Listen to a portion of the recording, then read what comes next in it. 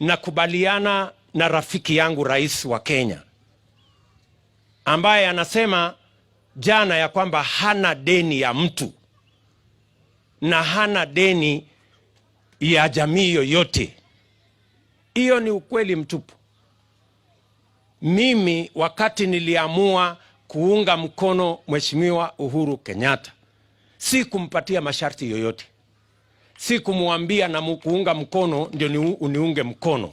Hapana, nilimuunga mkono bila masharti.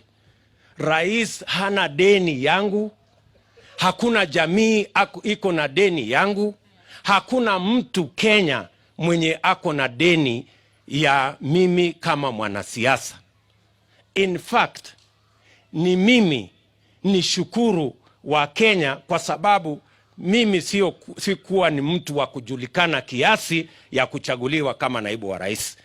Kama kuna deni, ni mimi niko na deni ya shukurani kwa Wakenya walionipatia nafasi niwe naibu wa rais wa Jamhuri ya Kenya kupitia kwa kura zao.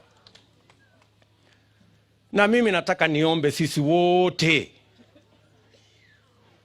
tuache kusumbuliwa na kusumbuana na madeni ya kisiasa. Mimi nataka niwaulize sisi wote, kila kiongozi, sisi tumechaguliwa, tumepatiwa nafasi kwa neema ya Mwenyezi Mungu na kwa kura za wananchi. Hakuna mtu wako na deni ya mwingine, na hii madeni ya kisiasa tuachane nazo.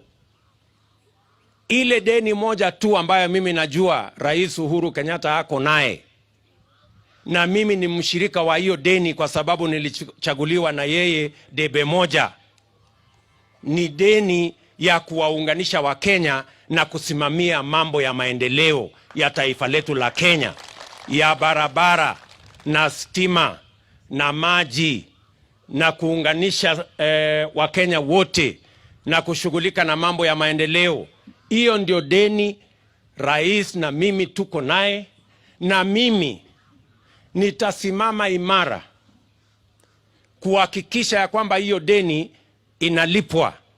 Na ndio sababu mimi natetea performance ya serikali ya Jubilee, kwa sababu mimi na rais tulichaguliwa siku moja kwa debe moja, na hiyo deni rais ako naye, mimi ni mshirika kwa sababu hata na mimi nilichangia sehemu kubwa ya kufanya campaign na kuunda serikali ya Jubilee.